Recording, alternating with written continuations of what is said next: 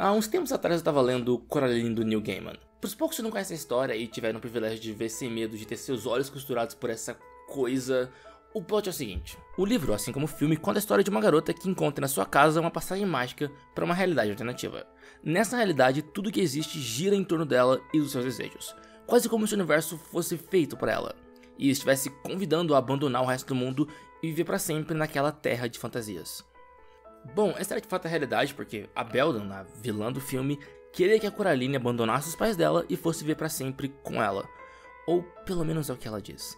E para isso a Coraline teria que pagar apenas um pequeno preço: ter os seus olhos costurados como os de uma boneca. A Belden era um monstro, e isso é óbvio, tanto para a audiência que desde o início percebe que no mundo atrás da porta existe algo de constantemente incômodo e assustador, quanto para Coraline, que percebe no momento de crescimento e amadurecimento que um mundo onde todos os seus desejos são concedidos é um mundo sem cor, sem drama, falso.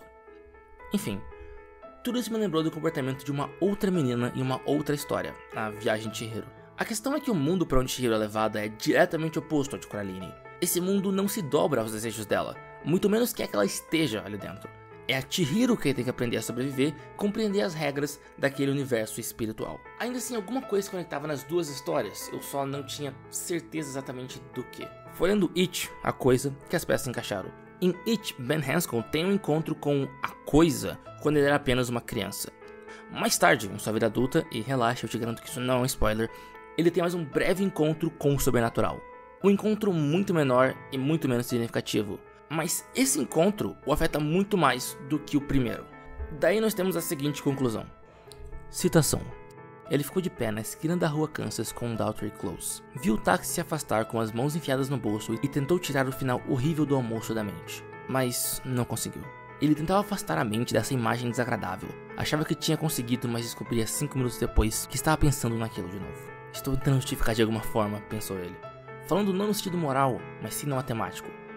Prédios são construídos a partir de observação de certas leis da natureza. Todas as leis da natureza podem ser expressadas por equações. Equações precisam ser justificadas. Onde estava a justificativa para o que tinha acontecido menos de meia hora antes? Deixa pra lá, disse ele para si mesmo. Não pela primeira vez. Você não é capaz de justificar, então deixa pra lá. Muito bom conselho, o problema é que ele não conseguia aplicá-lo. Ele lembrou que no dia seguinte ao dia em que viu a múmia no canal congelado, sua vida voltou ao normal. Ele sabia que aquilo, fosse o que fosse, chegou muito perto de pegá-lo, mas sua vida prosseguiu. Ele foi à escola, fez uma prova de aritmética, foi até a biblioteca depois da aula e comeu com o apetite de sempre. Ele simplesmente incorporou a coisa que viu no canal à vida. E se tinha quase sido morto por ela? Bem, crianças sempre estavam quase sendo mortas, elas corriam pelas ruas sem olhar, entravam num lago e percebiam que de repente tinham passado para a parte funda demais, caindo trepa-trepa de bunda no chão e de árvores de cabeça. Ele concluiu que as crianças eram melhores em quase morrer. E também eram melhores em incorporar o inexplicável à vida. Elas acreditavam implicitamente no mundo invisível. Milagres bons e ruins deviam ser levados em consideração, sim, certamente, mas não faziam o mundo parar. Esse comportamento infantil e ingênuo de incorporar o sobrenatural como apenas mais uma parte inexplicável da vida era a conexão. Não só isso, é a razão pela qual eu sempre julguei histórias de terror e de aventura protagonizadas por crianças, mas não necessariamente direcionadas a crianças, particularmente interessantes. Nessas histórias as crianças tendem a aceitar o mundo à sua volta, sem a necessidade de grandes explicações, diálogos expositivos ou cenas exageradas mostrando o choque dos personagens com a situação. Elas permitem, enquanto personagens, que a magia permaneça inexplicável, fantasiosa, plausivelmente cotidiana. A simples ideia da Coraline aceitar a presença da Belden porque ela seria sua outra mãe, e ela só não sabia disso, é um elemento que só funciona porque a Coraline é uma criança. E nesse caso, a inocência dela é facilmente perceptível para a audiência e necessária para a narrativa, mas não produz aquela revolta com protagonistas burros em filmes de terror. Essa é a característica que torna essas histórias tão angustiantes e ao mesmo tempo fascinantes.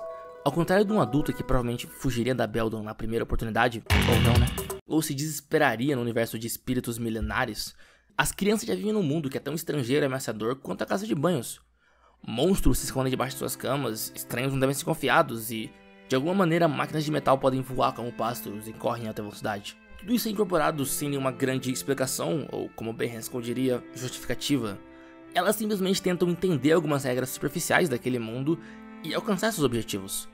Porque no fundo, essas histórias mostram que a realidade da nossa sociedade moderna é tão distante da simples natureza humana quanto qualquer outro universo real ou sobrenatural.